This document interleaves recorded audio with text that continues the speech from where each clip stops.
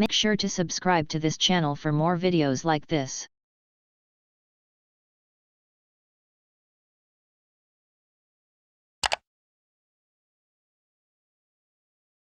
They're putting all their eggs into the basket of a season. The Patriots certainly pushing their chips to the middle of the table. And the question about Cam Newton is, Dianna, do we believe it is a foregone conclusion that he is their starting quarterback week 1?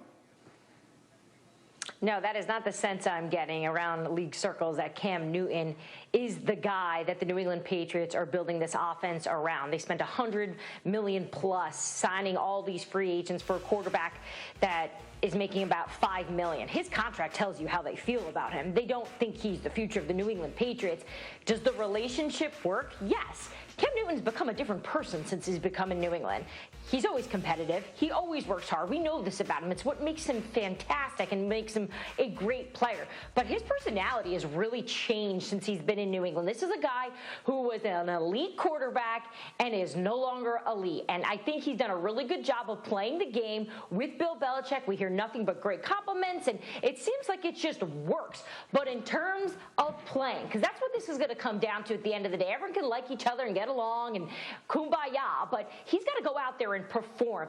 And just recently I was talking to somebody in the league who I really trust, who's got good information. He said, do not take the Jimmy Garoppolo trade off the table. That is something New England is still sniffing out. Bill doesn't like to put his cards out on the table, so most think, oh, well, if we all know about that, that probably won't happen. But there is definitely a tone in the league that it could still go down. Nico, he's your former coach, and that's your former teammate in Jimmy Garoppolo, and I know that you have said that as well. What is your sense, with all these pieces they put in place there, of what Bill's plan is at quarterback?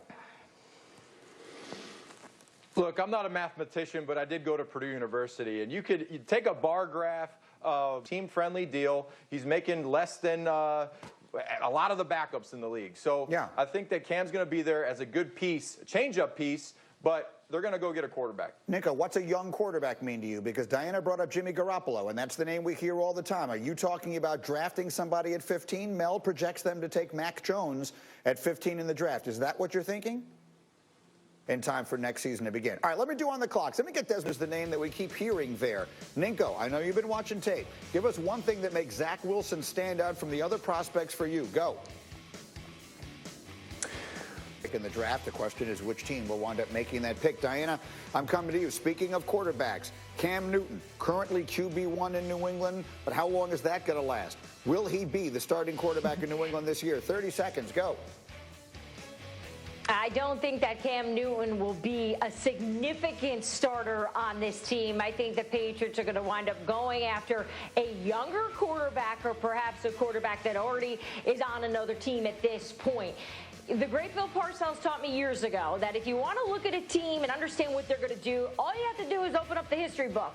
They don't change that much. And what the Patriots did this offseason was significantly different than what we've seen in the past. They went out to spend $100 million plus to get some players here. They've only invested about $5 million in their quarterback. That contract tells you what they think of Cam Newton. That seems right. We'll see. Mel Kiper projecting them to take Mac Jones 15th. In on this, because you were making an interesting point about what it is that John Harbaugh, the coach in Baltimore, is looking for when he's looking at receivers. Yeah, it's no secret. They don't exactly have an expansive passing game. It's always run first with Lamar Jackson, and it's worked. They've completely changed their offense to fit what Lamar does best. So what does that mean in terms of the kind of receivers they're looking for? Well, you take a look at just what they were doing in free agency, the kind of guys that they were talking to. Juju Smith-Schuster was probably the closest to actually signing there, but of course, he decided to go back to Pittsburgh. So what are the Baltimore Ravens looking for? They're not looking for that typical receiver that you see who's able to create space, create that deep threat. They're looking for receivers who can block well, right? So not a lot of receivers that are on the street, not a lot of elite ones. Is that part of their resume, at least the top 3 characteristics of them? So that's something they're looking for because that's what fits their offense. I'm laughing looking at Desmond's face. Desmond, I've been around a lot of receivers in my day, and you're one of them. I've never heard one of them talk about how much they love to block. What are your thoughts?